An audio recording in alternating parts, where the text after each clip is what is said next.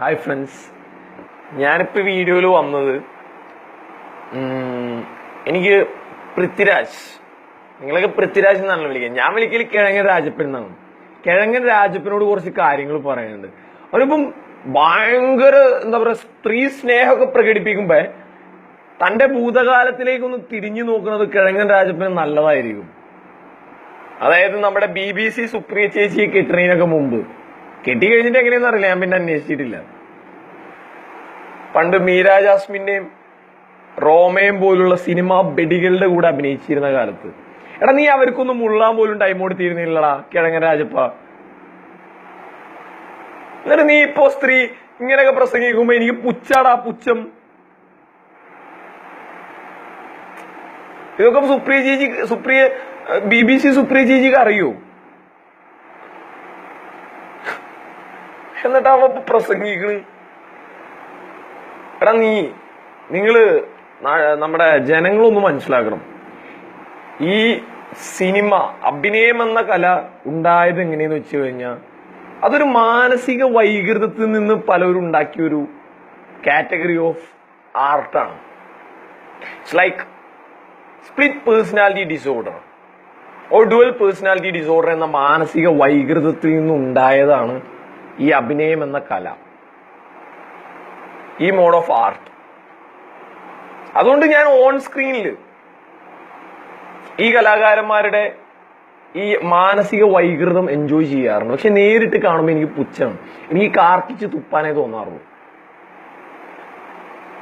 നിങ്ങളൊന്ന് ചിന്തിക്കണം. ഇനിയിപ്പോ ഒന്നും അവിടെ ഇവിടെ തൊടാതെ പറഞ്ഞു കഴിഞ്ഞാൽ അപ്പൊ വരും തെളിവ് എന്ന് ചോദിച്ചിട്ട്. ഓട്ടോ ഡ്രൈവറുടെ ഒപ്പം കളിച്ചു നടന്നിരുന്ന ബെഡി മൈഥിലി എങ്ങനെ സിനിമാ നടിയായി? 1. 2, ശബരിനാഥിനെ എല്ലാവർക്കും അറിയാലോ, ടോട്ടൽ ഫോർ യുലെ മുത്താണ്.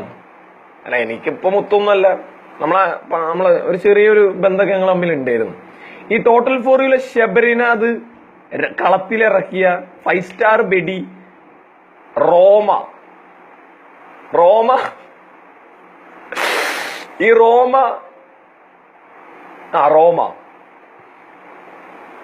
പിന്നെ കോർപ്പറേറ്റ് വെടിയായ ബാമ, ഇവരൊക്കെയല്ലേ ഇവരൊന്നുമല്ല. ഞാൻ ബാക്കിയൊന്നും പറയില്ല, കുറച്ച് ഉദാഹരണങ്ങൾ പറയണം, എനിക്ക് എന്റെ നാക്കിനെ നാട്ടിക്കണം എന്നില്ല.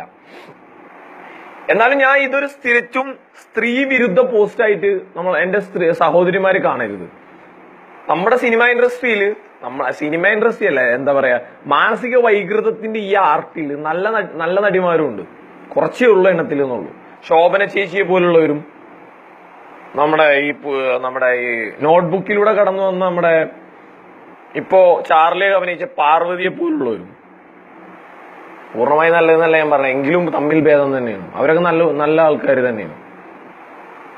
എനിക്ക് അത്രേ പറയാനുള്ളൂ. എനിക്ക് തെരുവില് ഒരു നേരത്തെ അന്നത്തിന് വേണ്ടി ശരീരം വിൽക്കുന്ന തെരുവ് വേശ്യകളോടുള്ള സഹതാപവും എന്താ പറയാ, ഒരു ആരാധന പോലും,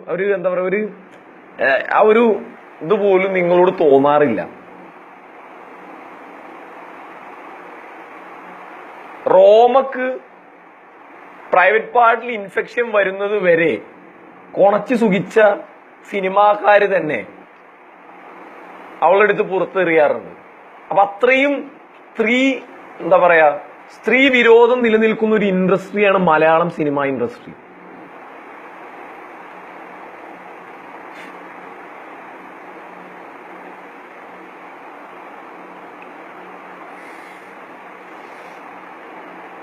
ഹണി ട്രാപ്പിലൂടെ പോൾ മുത്തൂറ്റിനെ വലയിലാക്കിയ ബാമയും റോമയും അതിനു മുമ്പത്തെ 1 മാസം പോൾ മുത്തൂറ്റിനെ കെടുന്നു കൊടുക്കിയിരുന്നു.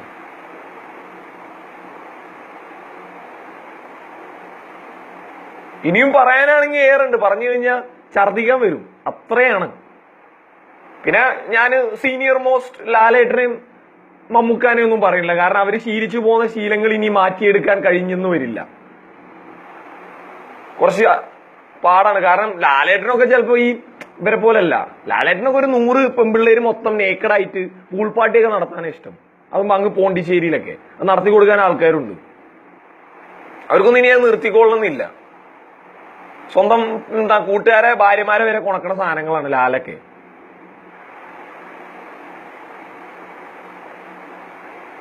പിന്നെ നമ്മളൊരു ജനപ്രിയ നായകൻ ദിലീപ് ഒന്ന് മനസ്സിലാക്കണം. ഈ ജനപ്രിയനല്ല, ഇങ്ങോട്ട് വാന്റെ ജനപ്രീതിയൊക്കെ ഞാൻ കാണിച്ചുതരാം. ഇങ്ങോട്ട് വാന്റെ അടുത്തേക്ക്. നീ ഇപ്പൊ കെട്ടിയ വെടിച്ചിണ്ടല്ലോ കാവ്യ, അവളോട് ഇനി അഡ്വർടൈസ്മെന്റിലൊന്നും അഭിനയിക്കേണ്ടെന്ന് പറയും. പണ്ട് ഞങ്ങൾ 2-3 അഡ്വർടൈസ് എടുക്കുമ്പോൾ അവൾ ഇങ്ങനെ പറഞ്ഞിരുന്നത്. എങ്ങനെ? അവൾക്ക് 2 റേറ്റ് ആണ് അത്രേ. അഡ്വർടൈസ്മെന്റിൽ അഭിനയിച്ചാൽ മാത്രം മതിയെങ്കിൽ ഒരു റേറ്റും, പിന്നെ വേറെ എന്തെങ്കിലുമൊക്കെ വേണമെന്നുണ്ടെങ്കിൽ എക്സ്ട്രാ അതിന് വേറൊരു റേറ്റും. എല്ലാത്തിനും തയ്യാറാണ് പെണ്ണ്. ശേവങ്ങള്. പിന്നെ എനിക്ക് വേറൊരു കാര്യം പറയാനുള്ളത്, എടാ റഹ്മാനെ, നടൻ റഹ്മാനെ, നീ നല്ല പിള്ള ചമയണ്ട.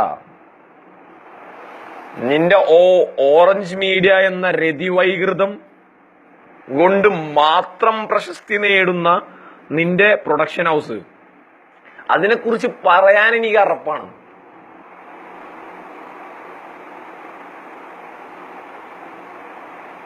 അപ്പൊ ഇത്രയും വൃത്തികെട്ട ഒരു മേഖലയെ മനസ്സിൽ ആരാധിച്ചു കൊണ്ട് നടക്കാൻ നിങ്ങൾക്ക് ഇങ്ങനെ കഴിയണം മനുഷ്യരെ?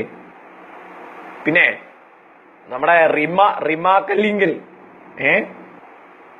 നീ ഇപ്പൊ ഇത്രയും നല്ല പിള്ള ചമയുമ്പോ നീ ഒന്ന് ഓർക്കണം, നീ പണ്ട് ബാറിൽ ഡാൻസ് കളിച്ചിരുന്ന കാലത്ത് നീ അനുഭവിച്ച സുഖങ്ങളുടെ വീഡിയോയും ഫോട്ടോസും പലരുടെയും കയ്യിൽ പ്രൈവറ്റ് ആയിട്ട് ഇരിക്കുന്നുണ്ട് എന്നുള്ളത് മോളൊന്ന് ആലോചിക്കണം.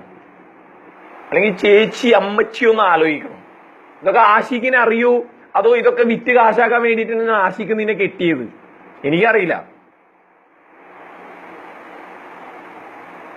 അപ്പൊ ഇങ്ങോട്ടുണ്ടാക്കരുത്, നീയൊക്കെ മിണ്ടരുത്. നീയൊക്കെ വേണമെങ്കിൽ തുണി ഉരിഞ്ഞോ എന്ത് കാട്ടിലും പൈസ ഉണ്ടായിക്കോ, പക്ഷേ നല്ലത് ചമയാൻ വരണ്ട. നീയൊക്കെ കണക്കാണ് എല്ലാം. പിന്നെ ഇപ്പത്തെ യുവനടന്മാരില് പഠിച്ചിരുന്ന കാലത്ത് വാപ്പാന്റെ കുറെ പൈസ കളഞ്ഞിട്ടുണ്ടെങ്കിലും ഞാൻ ബർഗർ സേവ് ചെയ്തിക്കണ്, അല്ല ബർഗർ സർവ് ചെയ്തിക്കണ്, പിസ സർവ് ചെയ്തിക്കണെന്ന് കുറെ പൊളിക്കുമെങ്കിലും ദുൽഖർ വലിയ കുഴപ്പമില്ല, കുറച്ച് പൊളിക്കുകയൊക്കെ ചെയ്യും. കാരണം എന്നാലും കുഴപ്പമില്ല, ആള് വലിയ അങ്ങനത്തെ രതി വൈകൃതങ്ങളൊന്നും ഇല്ലാത്തൊരു മനുഷ്യനാണ്. എന്നാലും നമ്മളാ ദുൽഖറിന്റെ ആളല്ല, നമ്മൾ ഫഹദിന്റെ ആളാണ്. ആരാധനൊന്നുമില്ല, ചെറിയൊരു ഇഷ്ടം. കാരണം പരാജയത്തിൽ നിന്ന് കയറി വന്നൊരു മനുഷ്യനാണ് ഫഹദ്. അതുകൊണ്ടുള്ളൊരു താല്പര്യം, അത്രയേ ഉള്ളൂ. അപ്പൊ ഇനി മിണ്ടരുത്. ഇനി നിങ്ങൾ മിണ്ടിയ ഇനിയും ഞാൻ പലതും പറയും. ഇനി പറയാനാണെങ്കിൽ ഇതൊന്നും തീരൂല. അത്രയും വൃത്തികെട്ട ഒരു മേഖലയാണത്.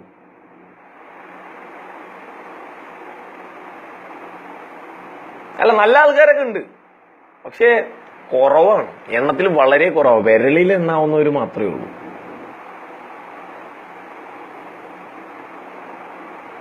പിന്നെ ഞാൻ ഇപ്പൊ കല്യാണം കഴിഞ്ഞവരൊന്നും വല്ലാതെ ഉപദ്രവിക്കണില്ല. അല്ലെങ്കിൽ ആ ആനഗസിനെ കുറിച്ചൊക്കെ എനിക്ക് പലതും പറയേണ്ടി വരും.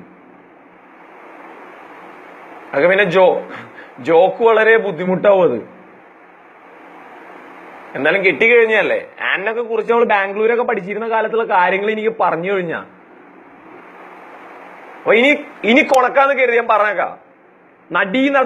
വെടിയന്മാരില്ലേ, അടങ്ങി ഒതുങ്ങി വേണേ സിനിമ അഭിനയിച്ചിരുന്നോ, കാണണോ കാണണ്ടേന്ന് ഇനി ഞങ്ങൾ തീരുമാനിക്കും. 5 സ്റ്റാർ വെടികളെ ഉണ്ടാക്കിയെടുക്കാനല്ലാതെ സിനിമ ഇൻഡസ്ട്രിക്ക് എന്താ കഴിഞ്ഞിട്ടുള്ളത്?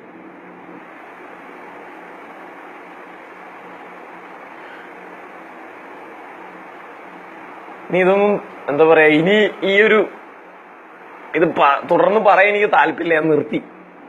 ഇത്രയെങ്കിലും പറയണം എന്നുണ്ടായിരുന്നു. രാജപ്പൻ കിഴങ്ങൻ രാജപ്പൻ വലിയ കാര്യം പറഞ്ഞപ്പോ അവനൊന്നും മുള്ളാൻ പോലും ഇവർക്കൊന്നും സമയം കൊടുത്തിരുന്നില്ല. അത്രക്ക് രതി വൈകൃതിയായിരുന്നു അവന്റെ കയ്യിലുള്ളത്. ഇപ്പൊ BBC എന്നൊരു അമ്മച്ചിനെ കെട്ടിയപ്പോ അവൻ ഇത്രയും നന്നായ അത് അമ്മച്ചി അത്രയും വലിയ സംഭവമാണ്. ഇവർക്കൊന്നും ഇല്ലാത്ത എന്തെങ്കിലും ഉണ്ട് അവൾക്ക്?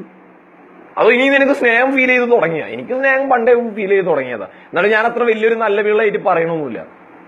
എന്നാലും ഞാനിതുവരെ എന്താ പറയാ, കാശിന് ഒന്നുമില്ല, പറഞ്ഞിട്ട് കാര്യമില്ല. അപ്പൊ രാജപ്പ വല്ലാതെ പറയരുതേ. പറയുമ്പോ പലതും അറിയുന്ന ആൾക്കാർ ഈ ലോകത്തുണ്ടെന്ന് ഓർത്തിട്ട് സംസാരിക്കണം. നിന്റെ ഒന്നും പേഴ്സണൽ ലൈഫിൽ എനിക്ക് താല്പര്യമില്ലടാ, പക്ഷെ എനിക്ക് വിവരങ്ങൾ എനിക്ക് നന്നായി അറിയാം, എന്റെ ചുറ്റോറും എന്താ നടക്കണമെന്ന്. അത് കാരണം ഞാൻ ഒരു റിയാലിറ്റി മനുഷ്യനാണ്. അപ്പൊ ഓക്കെ, ഇനി അധികം പോയി കഴിഞ്ഞാൽ ഇത് വളരെ ഡിസ്റ്റർബ് ആവും. ബൈ.